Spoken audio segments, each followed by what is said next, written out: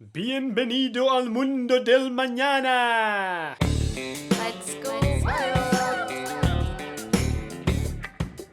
Welcome back, guys! Some of the information in this episode was researched from the Planet Costa Rica website. For more information, please visit planetcostarica.com. Yeah, we are actually still on this planet. Yeah. But yeah, that's the name of it. And another disclaimer here is that you will most likely hear a lot of noise at some point in the background because there is this road and it's like a hill and all the cars need to freaking go for it. And, you know, this is the only place we can record. So sorry. And also another sorry is for all of you because we haven't released an episode in like 3 weeks or something or 4, and it's because we had some internet problems and you know we were settling in here and we are here for like 3 months, so we needed some time to kind of get all the info and stuff. Yeah.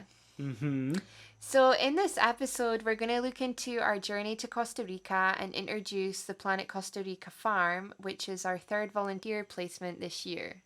Yeah, pretty intense and cool. So let's first take a look at this long and twisted journey we had from Zanin to Las Vueltas. So our last day at the VMF was on the 28th of October, actually. And we just did like, you know, packing, some podcasting. We actually did costume making as well because our like kind of leaving party was also the Halloween party. Yeah, it was fun. So for Jiri, we just made like, you were a monk, right? Yeah, I was trying to like be Mara, you know, like a creepy monk. So he was like this dead monk. We used like the bed sheets from the bed that we were sleeping in, and then we drew symbols and like we made him look dead. And then for me, I was just like this dead hippie chick, like at a festival. Yeah. So we had blood and perfect couple. Okay, so on Monday, the following day, we were like running around the VMF saying bye to everyone. Like, I don't know, what time did we had like 20 minutes. We had 20 minutes and like the place is massive. We were like running, saying bye to everyone. It was all super rushed. Like I lost my fairy nights from the night before at the party, so I was like upset. So someone was like running around looking for them. I got my fairy lights, don't worry. We said bye to everyone. Hopped in the car. Like Ed took us to the bus station. We waited there because we didn't know if we missed the bus or not, because sometimes it arrives early or late. Yeah, but it was late. It was fine. Yeah, we got the bus and all of our like bus and flight journeys went really smooth. We managed to update our vegan meals on our online booking form. Right? This was for the flights. Yeah, because we had problems. Yeah, we had problems like on the way to South Africa. So then we checked again. It still said it was like vegan, but we went online and like redid it, and it like fixed itself. We hope so. Yeah, we got our vegan meals, and then when we got off at Heathrow, we then needed to go to Gatwick. So we booked like a National Express bus in between them, and we only had like a 3-hour gap, and we were kind of stressed out and stuff about it. But don't be if you've got the bus. Like you book and pay for like a certain bus and it says like you can't get on another bus and all this crap. But the driver didn't even look at our ticket or anything. He was just like, go on the bus. So yeah, that was pretty cool. And yeah, on Tuesday we arrived to Costa Rica. The customs were really easy. The visa is like 3 months for free, so like, you know, you don't need to do anything about that.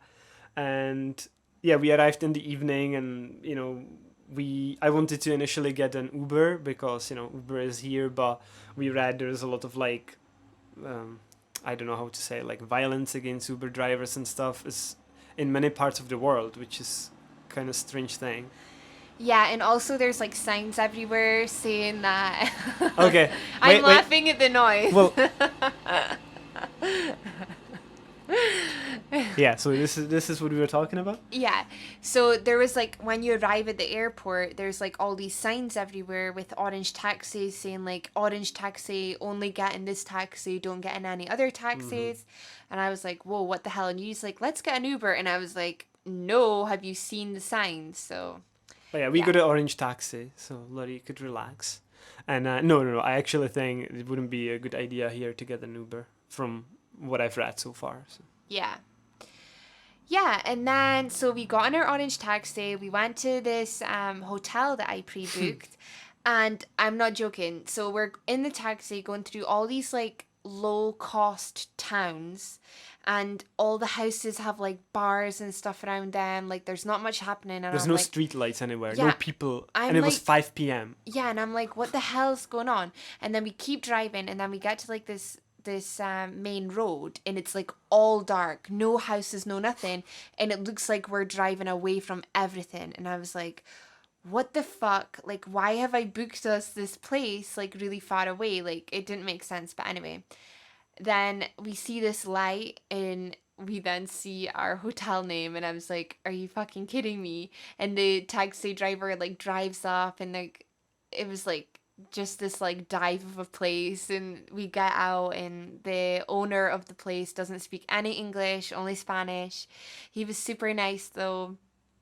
And then like he showed us to this other guy shows us to our room, and he hands us this key, and it's like on this absolutely massive Yeah, chain. it was like one key on the like really big chain. Yeah, like half a meter chain. And he turns to us, looks at the key, looks at us, and he went, what can I say? And fucking walks away. And we were like, what the hell? Yeah. So. Yeah, also to backtrack to the guy, he, you know, I was kind of like learning Spanish back at home, you know, feeling really confident, like I could, not really confident, but feeling semi-confident I could make some conversation. So, you know, I could make some sentences and like whatever. But then obviously this guy talks back to me, and it's like, and I couldn't understand anything. It was so bad. Yeah, that's true. Yeah, it was pretty hard. So after that experience, we were looking into the buses we were gonna take next morning. Oh yeah. So what we had to do was, our plan was to get buses from our current location all the way to the farm that we would be staying at. And you had to get 4 buses. And yeah, so like we were like, yeah, it's fine, we can do this, blah blah blah. And then we kept like looking into it even more, and we were like, okay, so where do we get this bus, where do we get that bus, like how long are we on the buses for, like how much is the fares, And obviously, how do we even tell the drivers like stuff, like. but obviously, if even the manager of this hotel doesn't speak English, no one's like, we already noticed, like, you know, no one speaks English, so Yeah. we're just like, this is not gonna go well. I Yeah, didn't feel so that confident anymore. we felt like we were going to bed. Like we had no internet. We felt like really like low on confidence. Like, oh no, how are we gonna do this? Like, it was crazy. Yeah, but the next day came, which was Wednesday. We woke up in our villa, and it was just a room. Yeah, we still felt slightly overwhelmed by this no plan thing, and also the shower mysteriously turned itself on. I think it was because the other people in the other room were taking a shower. Yeah, it was like 6 a.m. Yeah, so and Laurie's like, "Can you hear it?" Oh, it was Yeah. so freaky, guys. And also this was so funny.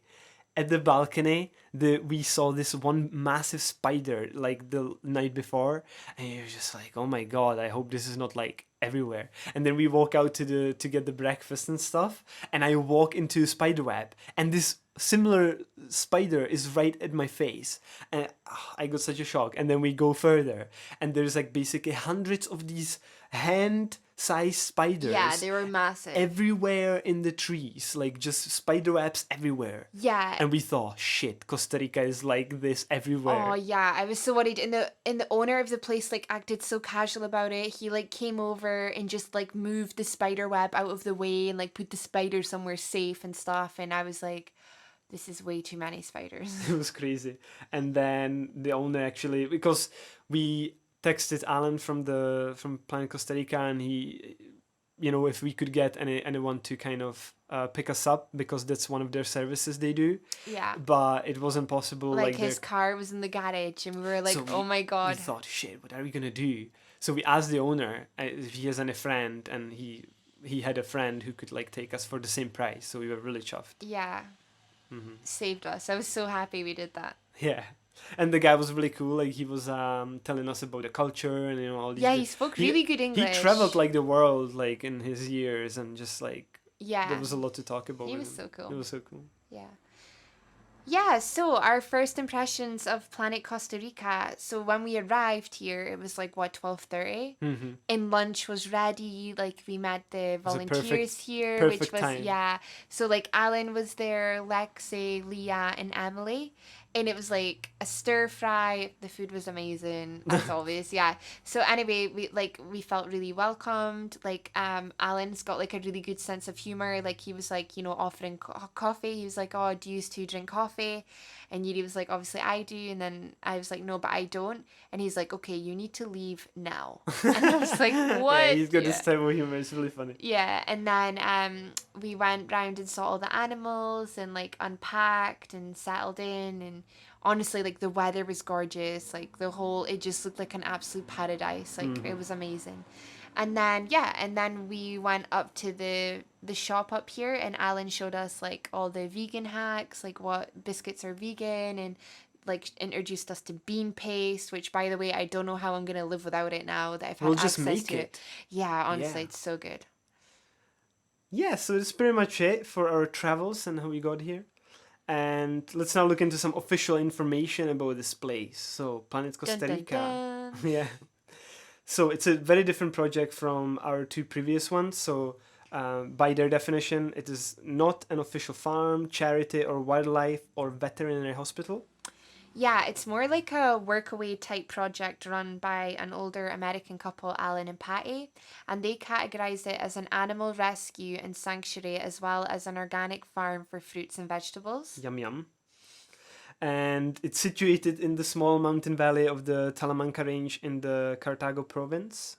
Really nice. Yeah, and a little bit about the history is that the owner's love for coffee brought them to Costa Rica in 2005, where they purchased a 9-acre farmland, which eventually transformed a coffee farm to an animal rescue project. Yeah, and that's what there is today.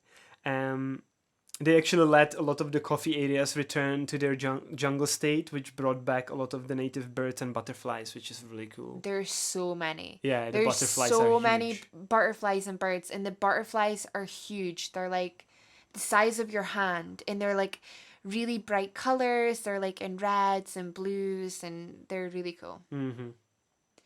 And nowadays, their main focus on mission is to take care of injured wildlife and domesticated or stray animals, and to provide them with shelter, rehabilitation, and adoption for them. Mm-hmm.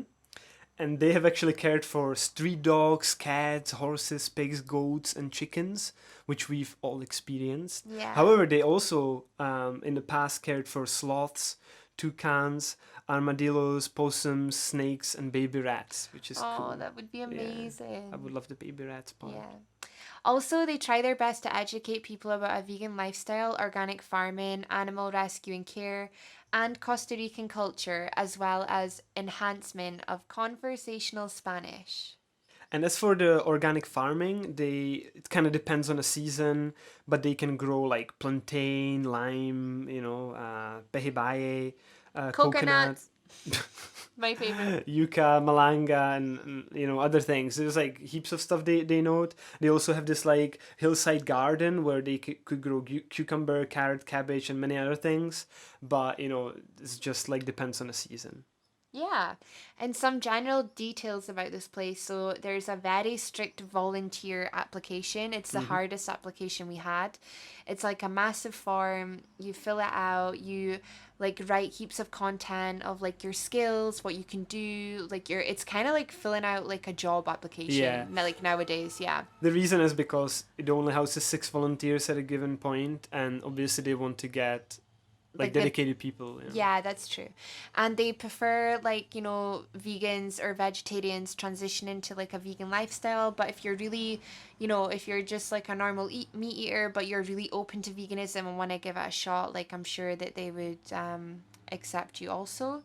They also prefer people that speak some Spanish because it's going to help you a lot out here. But I know no Spanish and I've been getting on fine. Yeah. Google Translator has been my friend, but yeah, it's worked. Also, no animal products, smoking, or alcohol are allowed on the farm, and they provide 3 weeks to 3 months stay programs. So there's like a work stay program, there's a work stay learn program, and there's also an intern program, and they're all different prices depending on how long your stay is. Yeah. The next general detail for this place is that they have a strict hands-on policy for all animals. Woo, woo, So we were, after all our wildlife projects, we were just so happy about that because we wanted to, cuddle with all these animals and stuff. Yeah. And we were very encouraged to do so. Yeah. Also, the structure of this place. Don't know how good of an idea you're gonna get from my description of it, but let's try. So there is an upper gate. That's where we arrived, and behind it is the main house where the owners stay, and also our room is attached to the house. It's basically the house, but they just shut it off from like the rest of it, and that's where we stay.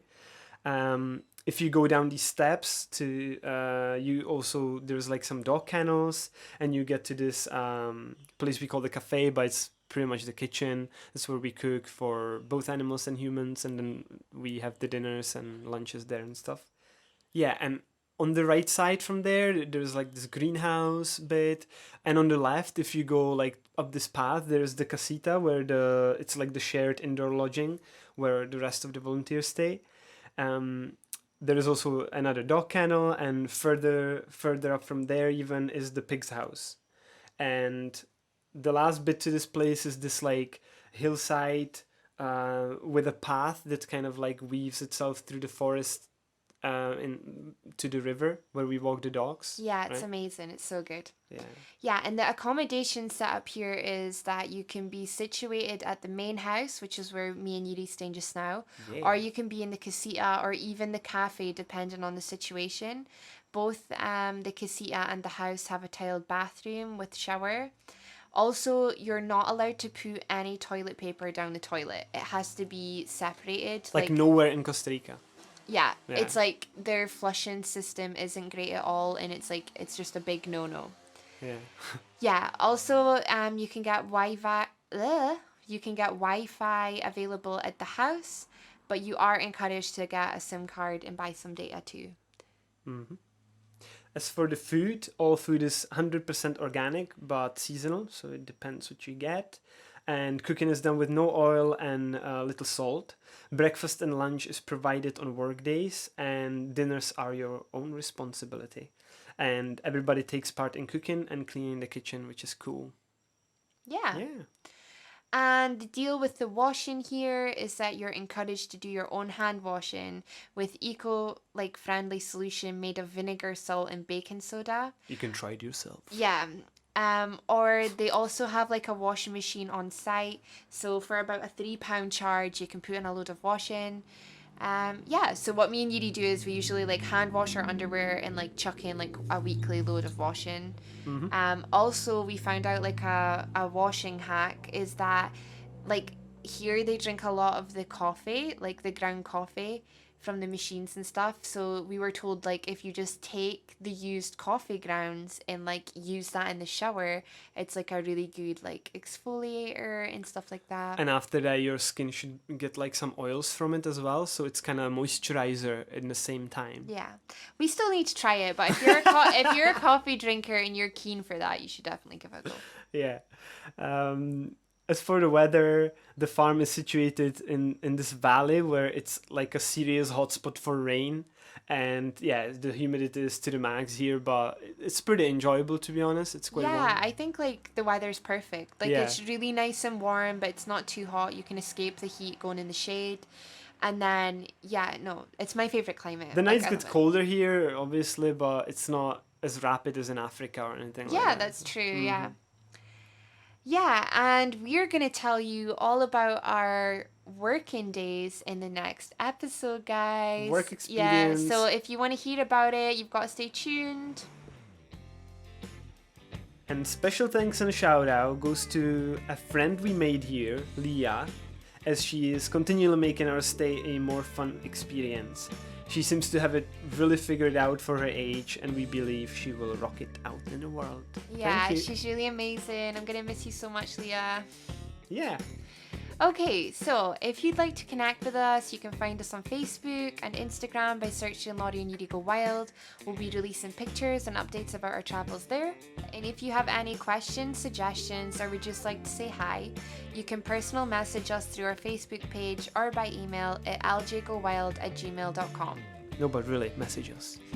And this is it, guys. Have a lovely day, whatever and whenever you are. Stay inspired, happy, and wild. Much love, guys. Bye.